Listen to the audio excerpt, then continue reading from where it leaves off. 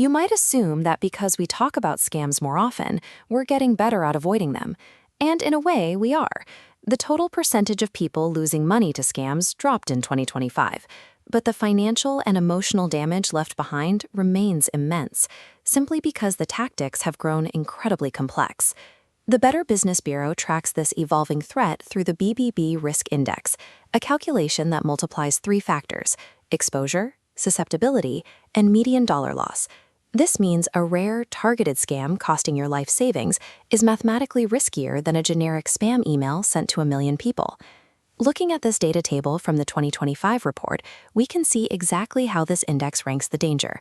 Investment and employment cons sit right at the top because their combination of high strike rates and massive median losses far outweigh everything else in the marketplace.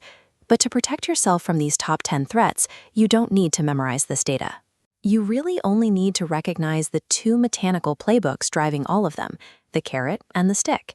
Once you figure out if a fraudster is weaponizing your deepest desires or your worst fears, you strip away their leverage and dismantle their entire machine. This pie chart breaks down exactly what tactics are hitting the marketplace right now. As you can see, over 60% of all reported scams rely on the carrot playbook. These are cons built entirely around an irresistible opportunity, pitching you something you deeply want.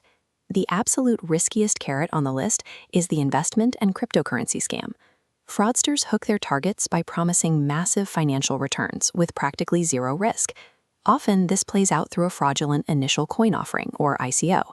An ICO is a fundraising mechanism where a company issues a new digital token to raise capital. But in these setups, victims trade real cash or established crypto assets for shares in a completely fabricated company that doesn't actually exist.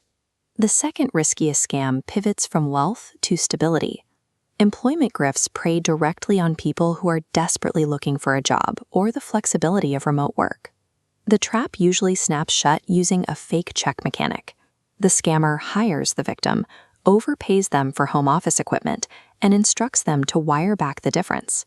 By the time the bank realizes the original check is totally fake, the victim's real money is already gone. Other carrots exploit our emotions.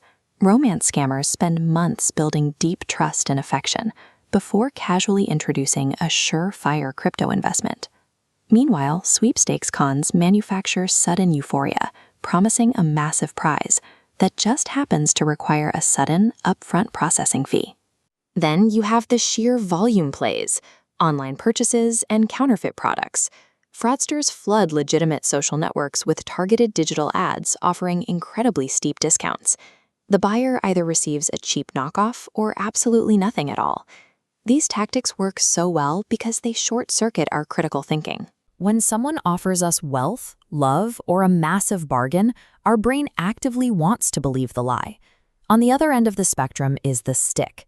This playbook relies on threats and extreme urgency to induce panic. Look at this bar chart comparing the median dollar loss.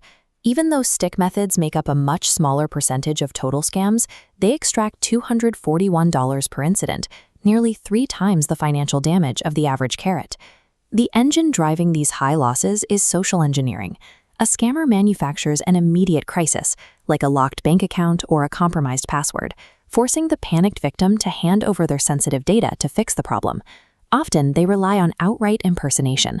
The fraudster assumes the identity of a powerful authority figure, like an IRS agent or law enforcement, and demands immediate payment for invented back taxes or sudden legal trouble.